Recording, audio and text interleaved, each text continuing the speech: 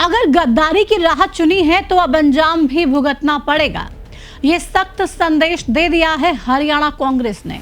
हरियाणा की 2 राज्यसभा सीटों पर चुनाव के वक्त जो कुछ भी हुआ हम सभी ने देखा। कांग्रेस के 5 विधायकों ने भीतरघात किया, लेकिन कांग्रेस अपनी नैया पार लगाने में कामयाब हो गई। कांग्रेस के उम्मीदवार करमवीर बौद्ध राज्यसभा तक पहुंच गए, लेकिन इस बीच सबसे बड़ा सवाल यह था कि आखिर कांग्रेस पार्टी में भीतरघात करने वाले विधायकों को सजा कब दी जाएगी। कांग्रेस का एक्शन प्लान क्या होगा, और अगर एक्शन के बाद विधायक इस्तीफा सौंपते हैं तो फिर आगे की रणनीति क्या होने वाली है, और क्या कांग्रेस इस बार के एक्शन से ये तय कर पाएगी कि अब कोई भी गद्दार पार्टी में नहीं रहेगा, और क्या जिन विधायकों के वोट इनवैलिड हुए उन पर भी कोई एक्शन लिया जाएगा। इन सभी सवालों के जवाब मैं आपको इस वीडियो में दूंगी। आपके साथ मैं हूं प्रतिमा दत्ता। हम हरियाणा के राज्यसभा चुनाव से जुड़ी हर अपडेट आप तक लगातार पहुंचा रहे हैं, लेकिन अब कॉल टू एक्शन का वक्त आ गया है। अब वो वक्त आ गया है जब आपको आपके सभी सवालों के जवाब मिलेंगे कि आखिर अब हरियाणा कांग्रेस में क्या होने वाला है। तो अब कांग्रेस सख्त एक्शन की तैयारी में है, जिसकी रणनीति देश की राजधानी दिल्ली में तैयार हो चुकी है। तो चलिए आपको बता देते हैं कि आखिर हरियाणा भवन में बुलाई गई इस बैठक में क्या हुआ। नेता प्रतिपक्ष भूपेंद्र सिंह हुड्डा ने क्या कहा, किन विधायकों को पार्टी ने नहीं बुलाया, और जिन विधायकों को बुलाया गया वो क्यों नहीं पहुंचे। तो राज्यसभा चुनाव में कांग्रेस में जो रायता फैला उसे समेटने के लिए दिल्ली में चुनाव के बाद पहली बार कांग्रेस विधायक दल की बैठक बुलाई गई। कांग्रेस विधायक दल की इस बैठक में उम्मीद थी कि 32 विधायक शामिल होंगे। बैठक में 5 उन विधायकों को नहीं बुलाया गया था जिनके नाम क्रॉस वोटिंग में हैं, लेकिन बैठक में 30 विधायक शामिल हुए। 2 विधायक इस बैठक में गायब रहे, जिनमें विनेश फोगाट और पूजा चौधरी का नाम सामने आया। बैठक की अध्यक्षता भूपेंद्र सिंह हुड्डा ने की। हालांकि बैठक खत्म होते होते प्रदेश अध्यक्ष राव नरेंद्र सिंह भी वहां पर पहुंच गए। बैठक के बाद भूपेंद्र सिंह हुड्डा ने प्रेस कॉन्फ्रेंस की और 2 टूक कह दिया। बैठक में क्रॉस वोटिंग पर चर्चा हुई। इसे लेकर 3 अप्रैल को चंडीगढ़ में पार्टी की अनुशासनात्मक कार्रवाई कमेटी की बैठक बुलाई गई है। पार्टी इस मामले को काफी गंभीरता से ले रही है। इस पर एक्शन जरूर होगा, सब तय हो चुका है। यानी कि हुड्डा साहब का संदेश साफ है कि इस बार कोई बचेगा नहीं। अगर गद्दारी की है तो सजा मिलकर रहेगी। अब सवाल यह है कि आखिर किन विधायकों को कांग्रेस सजा देने वाली है। इन विधायकों में कितने ऐसे विधायक हैं जिन्होंने पार्टी को अपना जवाब सौंप दिया है।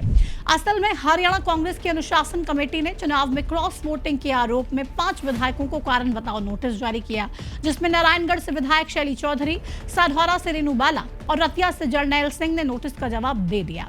तीनों ने ही पार्टी लाइन में रहते हुए करमवीर बौद्ध को वोट देने की बात कही, लेकिन इस दावे को प्रदेश अध्यक्ष राव नरेंद्र सिंह ठुकरा देते हैं और ये कहते हैं कि हमारे प्रभारी बीके हरिप्रसाद और नेता प्रतिपक्ष भूपेंद्र सिंह हुड्डा ने वोट देखा है।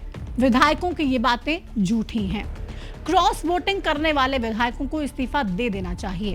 वहीं पुन्हाना से विधायक मोहम्मद इलियास और हतीन विधायक मोहम्मद इजराइल ने कमेटी को जवाब न देकर कांग्रेस से बगावत के संकेत दे दिए हैं।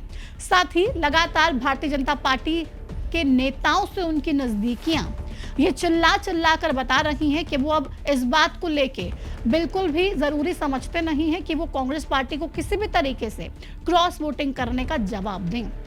मोहम्मद इजराइल तो सबके सामने आके साफ तौर पे कह चुके हैं कि हाँ, मैंने क्रॉस वोट किया और अपनी अंतरात्मा की आवाज सुनते हुए इलाके के विकास के लिए बीजेपी को वोट दिया है।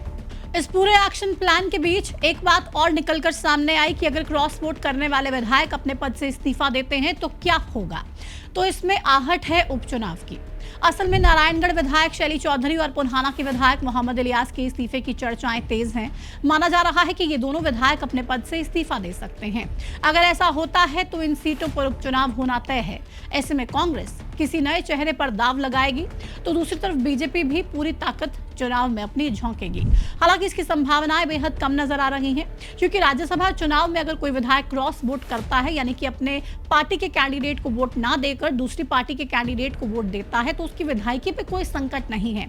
हाँ, अगर अंतरात्मा की आवाज को सुन लिया जाए और वो विधायक अपनी अंतरात्मा की आवाज को सुन के अपने विधायक पद से इस्तीफा दे दे तो बात अलग है। लेकिन कोई भी नेता ये नहीं चाहेगा कि वो अपनी विधायकी से हाथ धो बैठे और फिर से चुनाव में उसको जाना पड़े। इस बीच सवाल यह भी है कि कांग्रेस के जिन 4 विधायकों के वोट कैंसिल हुए उनका क्या होगा, तो इसका जवाब भी कांग्रेस ने दे दिया है। बैठक के बाद भूपेंद्र सिंह हुड्डा ने यह साफ कर दिया है कि 4 विधायकों पर कार्रवाई नहीं होगी जिनके वोट कैंसिल हुए हैं, बल्कि इसको लेकर कांग्रेस आरओ के खिलाफ यानी कि रिटर्निंग ऑफिसर के खिलाफ चुनाव आयोग के पास जाएगी, क्योंकि कांग्रेस का आरोप है कि ये वोट रिटर्निंग ऑफिसर ने जानबूझकर इनवैलिड कर दिए थे, जबकि वोट बिल्कुल सही डाले गए थे। कांग्रेस के अब तक के एक्शन प्लान से साफ हो गया है कि इस बार एक नजीर पेश की जाएगी, क्योंकि हरियाणा के राज्यसभा चुनावों का क्रॉस वोट और स्याही कांड जैसे बड़े विवादों से पुराना नाता रहा है। इन विवादों ने राज्य में शह और मात का खेल दिखाया, जिसमें दोनों बार नुकसान कांग्रेस पार्टी को ही हुआ। लेकिन कांग्रेस ने कोई सबक नहीं लिया, कोई बड़ा एक्शन नहीं लिया और इस बार स्थिति ये साफ हो चुकी है कि कांग्रेस 3 अप्रैल को पार्टी के गद्दारों पर नकेल कसने की पूरी रणनीति बना चुकी है। खैर, आप इस पूरे विवाद और कांग्रेस की कार्रवाई को लेकर क्या सोचते हैं? क्या आपको लगता है कि कांग्रेस जिन भी विधायकों ने पार्टी के साथ गद्दारी की है उनके खिलाफ कोई सख्त एक्शन ले पाएगी, और क्या उन विधायकों को इस बात से कोई फर्क पड़ेगा? कमेंट सेक्शन में अपनी राय जरूर दीजिए। फिलहाल इस वीडियो में इतना ही। नमस्कार।